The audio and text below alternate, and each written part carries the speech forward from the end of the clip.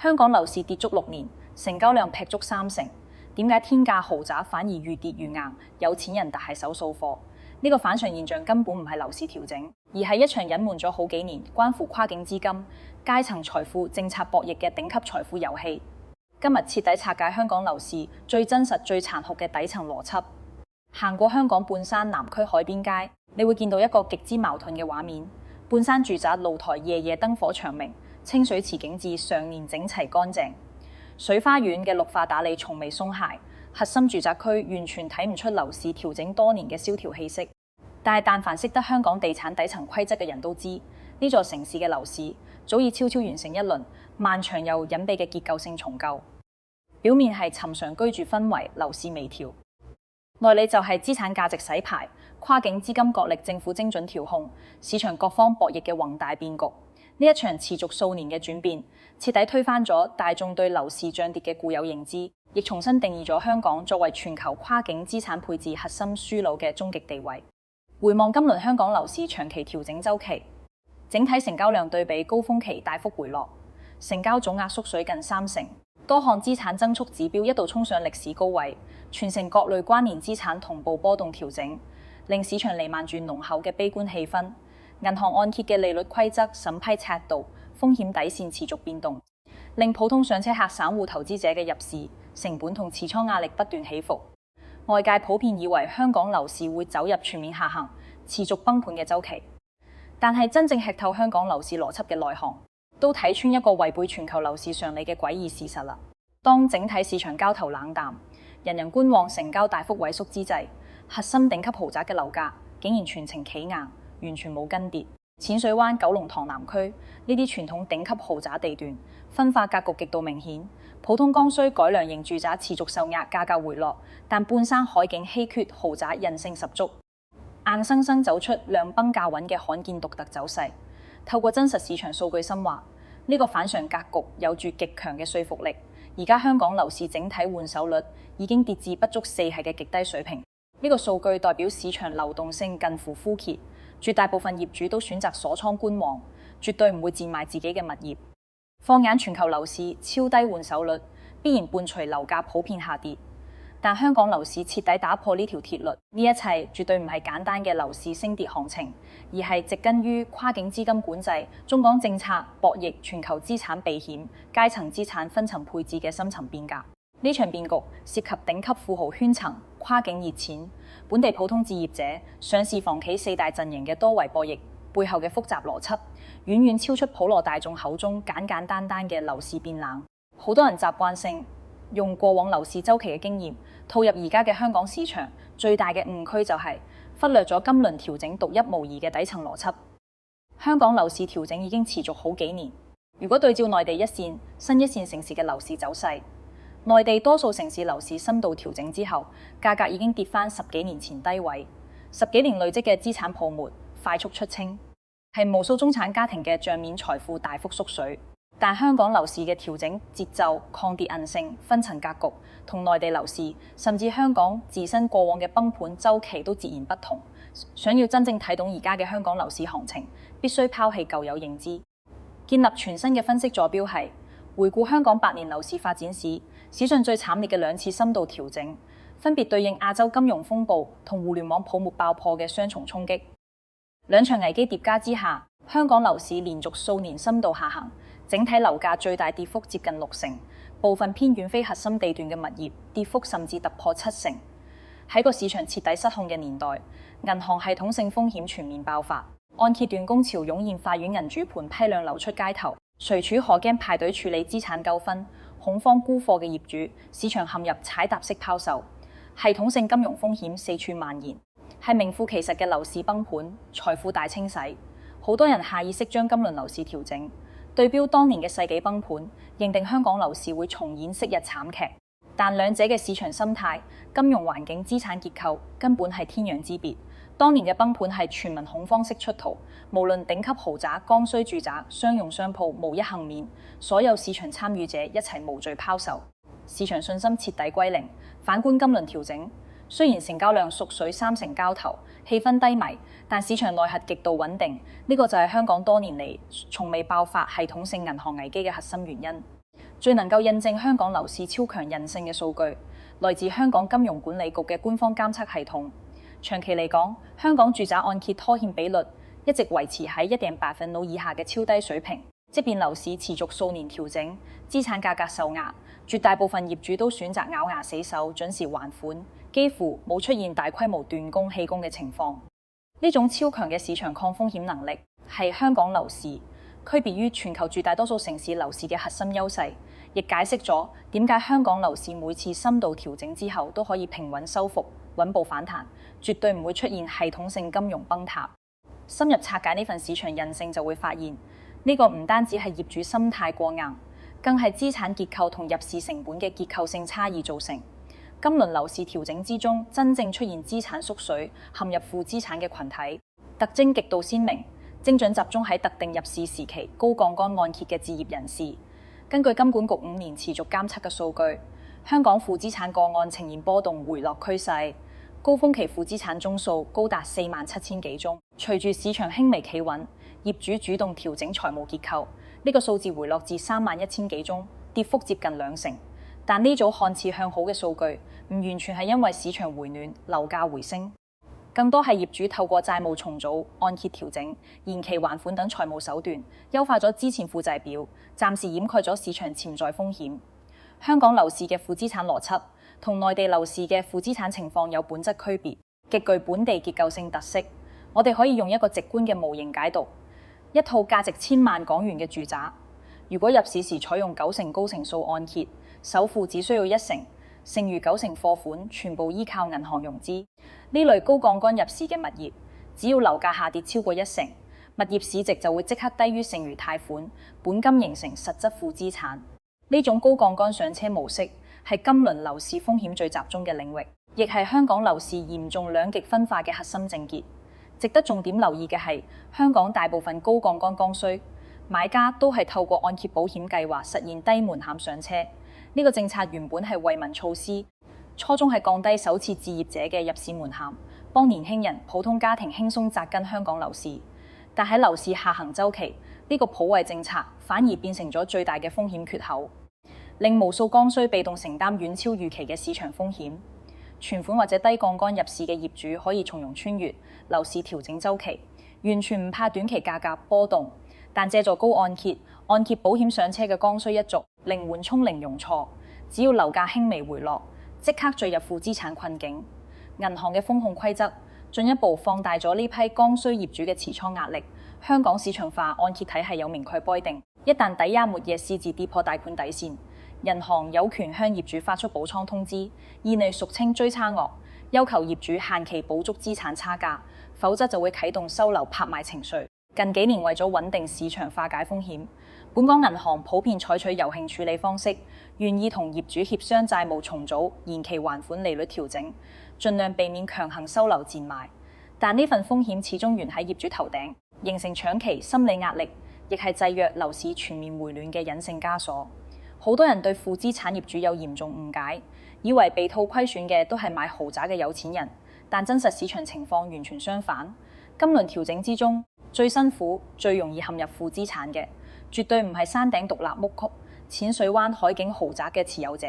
呢啲頂級資產絕大多數係存款購入零槓桿持倉，完全不受樓價波動影響，真正承壓嘅係天水圍、荔灣等片區嘅剛需上車盤中小戶型住宅。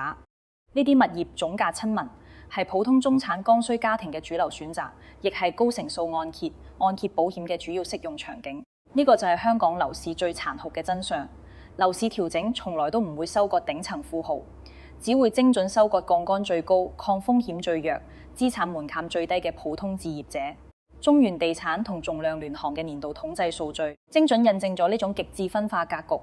近幾年，香港豪宅市場整體交易額持續下行，較高峰期縮水3成以上。核心豪宅平均成交價由70幾個點位回落至48個點位。表層數據完全符合樓市降溫嘅特徵。但係深入拆解細節就會發現，豪宅板塊嘅真實跌幅極其細微，全年累計跌幅唔夠嚇，部分核心稀缺豪宅甚至逆勢微升。呢種矛盾數據揭開咗香港樓市最詭異、最危險嘅真相，唔係資產價值崩塌，而係市場流動性徹底凍結。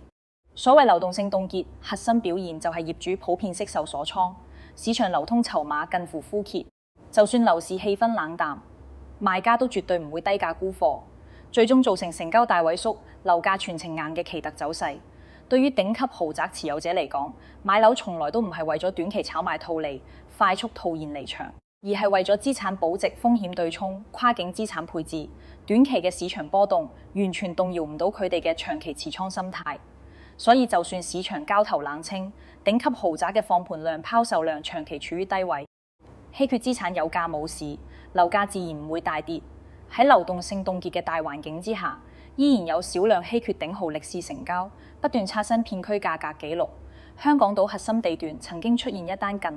5億港元嘅豪宅成交，單價突破84000港元，不僅創下片區年度最高價，更係香港島同類物業歷史單價高位。喺整體樓市低迷、90%中小戶型價格受壓嘅大背景下，呢啲天價成交絕對唔係偶然，而係頂層大額資金真實配置意願嘅最直接體現。少數手握巨額資本嘅投資者，敢於喺調整週期逆勢掃貨，高價鎖定稀缺核心資產，本質係睇好香港頂級物業嘅長期避險價值，同普通散戶認知嘅樓市升跌完全係兩個邏輯。拆解天價豪宅買家嘅背景，就可以徹底讀懂香港樓市嘅資金底層密碼。而家香港仍然順頂級豪宅成交個案之中，內地買家佔比長期穩定喺50%左右，呢個比例歷經數年樓市調整都未曾動搖，絕對唔係短期資金炒作，而係長期持續穩定嘅跨境資產配置行為。源源不斷嘅內地大額資金入市，徹底重塑咗香港頂豪市場嘅定價體系，令頂層樓市徹底脫離本地供需關係，成為對接內地高淨值圈層、全球避險資本嘅獨立資產賽道。好多觀眾都會疑惑，內地資金出境管制逐年收緊，點解仲有咁多資金湧入香港買豪宅？核心答案就係香港獨一無二嘅財富管理體系同特殊政策通道。內地高淨值人群嘅資產配置思維早已脫離普通炒樓邏輯。對於佢哋而言，香港唔單止係一個城市樓市，更係全球資產避險嘅保險商、跨境財富佈局嘅中轉站、規避單一市場風險嘅避風港。同普通剛需依賴銀行槓桿上車唔同，呢批跨境頂級資金大多存款入市，零負債持倉，唔使擔心利率波動、銀行追差額嘅風險，持倉心態極度穩固。呢個就係頂豪樓價始終企硬嘅最大底氣。除咗資金結構差異，香港樓市嘅分層格局更大程度源自特區政府精準嘅差異化調控政策，一套精細化嘅調控體系，直接將香港樓市切割成3條獨立運行嘅賽道，唔同圈層資產、唔同購買力人群、唔同資金來源，各自運行，互不干擾，徹底打破咗傳統樓市一齊升一齊跌嘅簡單規律。過往10幾年，香港一直靠各類額外印花稅、買家印花稅壓制樓市過熱管控，外來資金無序入市，非香港永久居民買樓需要額外支付7.5%嘅高額稅費，1000萬嘅物業就要多付70幾萬成本，大幅抬高咗跨境買家嘅入市門檻。但喺樓市深度調整之後，政府全面撤銷呢一系列需求管控措施，一次性清空10幾年嚟嘅樓市枷鎖，為跨境資金、外地投資者打造咗一個極低門檻、極高自由度嘅入市環境。但大家千祈唔好以為政府係全面放水救市，呢個恰恰係最精妙嘅分層操作。喺全面放寬中低端樓市限制、激活本地剛需同改善需求嘅同時，政府反手上調咗1億港元以上頂級豪宅嘅額外印花稅稅率，由原本嘅4.25%提升至6.5%，並且即時生效追溯公佈當日一邊鬆綁一邊收緊，看似前後矛盾，實質係精準切測市場，放過普通市民上車拯救中小戶型，成交托底民生樓市，適度約束頂級大額交易，管控跨境熱錢，調節財富分配。呢套政策邏輯仲喺持續優化升級。後續政府再度調整樓市稅務規則，將百萬級物業嘅印花稅豁免上限進一步調高，覆蓋更多普通住宅交易，令接近1成半嘅樓市交易免於繳稅。庫房每年主動減少數十億港元稅收入，全心全力為中低端樓市減負。呢一套組合拳落嚟，香港樓市徹底形成3層分化格局。底層剛需市場全面鬆綁，門檻大降，流動性回暖；中層改善市場穩步收復，成交活躍，價格企穩；頂層豪宅市場適度調控，稀缺保值獨立定價。摩根大通私人銀行曾經出過多份專項報告，明確指出今輪香港樓市回暖，從來唔係單一政策利好帶動，而係多重催化劑同步發力嘅結果。印花稅大減，降低入市成本，港股回暖，盤活市場流動資金，內地跨境買家持續回歸，本地人流同消費全面復甦，四大核心力量共振，逐步收復市場信心，令大量觀望已久嘅剛需買家紛紛入場，成本降低，門檻放寬，信心回升，就係中低端樓市率先止跌企穩，成交持續回穩嘅底層原因。市嘅底氣從來都離唔開城市基本面嘅支撐。近幾年香港通關復常，跨境往來全面恢復，內地訪客、商務旅客、海外人才數量持續飆升，2年內入境人流增幅超過40%，旅客同常住人口回流，直接帶旺零售、餐飲、商鋪租賃各行各業。本港零售銷售額連續10幾個月保持正增長，年度增幅創下近幾年新高，城市消費活力徹底翻嚟。當一座城市人流復甦、消費回暖、經濟企穩，樓市嘅承接力同底氣自然會慢慢回升，剛需入市意願都會隨之增強。但我必須同大家講清楚，基本面回暖唔代表樓市風險完全解除。香港樓市嘅結構性隱患依然好嚴重。根據標普全球評級嘅最新數據，而家香港已經落成，但未售出嘅住宅單位仲有超過26,000個海量存量貨積壓喺發展商手上。未來幾年新樓供應依然充足，中低端住宅持續供過於求。就算成交回暖，氣氛好轉，中小戶型樓價都好難出現大幅反彈。海量存量庫存就係壓喺香港剛需樓市頭頂嘅一座大山，長期壓制住中下層資產嘅升值空間。如果話普通剛需業主係被動受壓，咁本地上市房企、地產發展商就係今輪樓市調整最大嘅犧牲品。好多本地老牌地產企業長年靠高周轉、高負債運作，喺樓市成交萎縮、庫存高企、資金收緊嘅多重壓力之下，陸續陷入債務危機。有上市地產控股公司主動向境外債權人提出巨額債務重組方案，涉及數十億港元貸款，需要透過提前還款、債務置換、資產變賣先可以勉強續命。更早之前，呢啲房企已經公開承認違反貸款協約，累計未償還本金高達8億級別，資金鏈瀕臨斷裂。房企嘅債務危機亦進一步傳導到金融體系，多間本地及外資銀行開始收緊地產板塊信貸，嚴控樓市相關貸款風險。部分銀行地產不良貸款比率已經高於行業平均水平，銀行息貸抽貸，進一步困住房企現金流，令市場供應成交信心再度受壓。呢個時候嘅市場就形成咗一個好殘酷嘅三角格局，一邊係負資產纏身、苦苦支撐嘅中產剛需業主，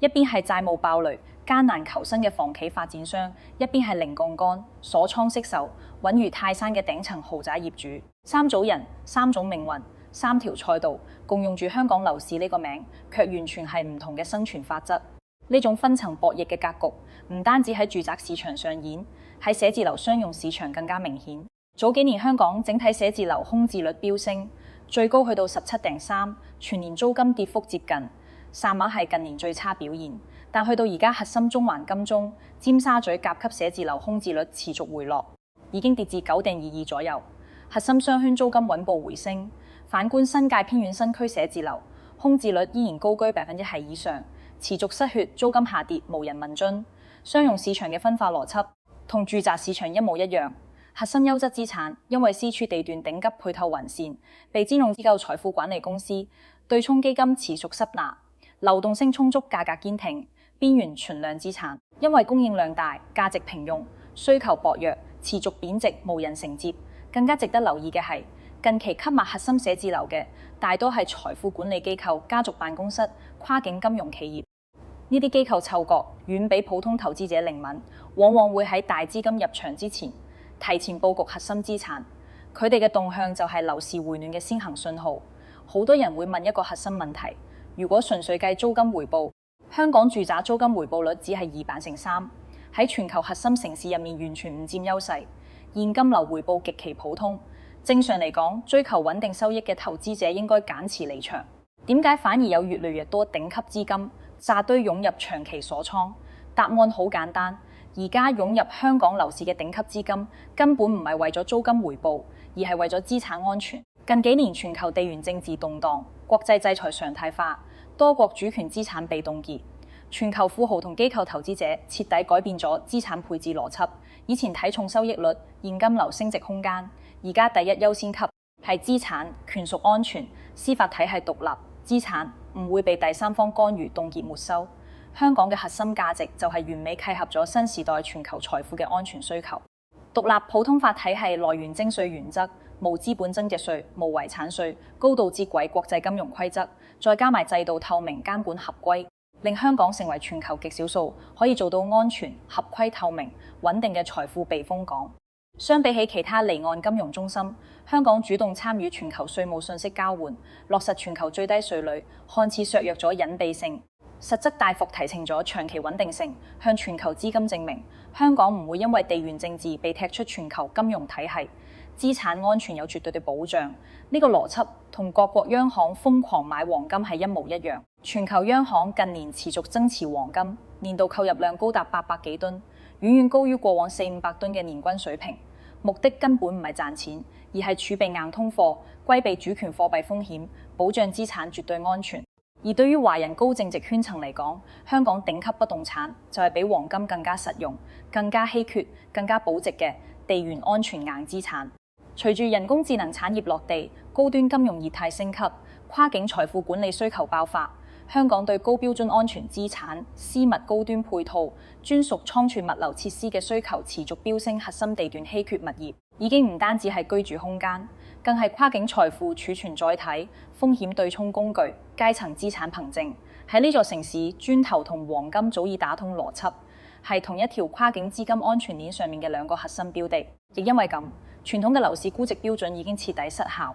以前大家睇樓、睇海景、睇地鐵、睇商場、睇交通，而家頂級資金睇樓、睇司法管轄權、睇產權保障、睇跨境流通能力、睇極端環境下嘅資產穩定性。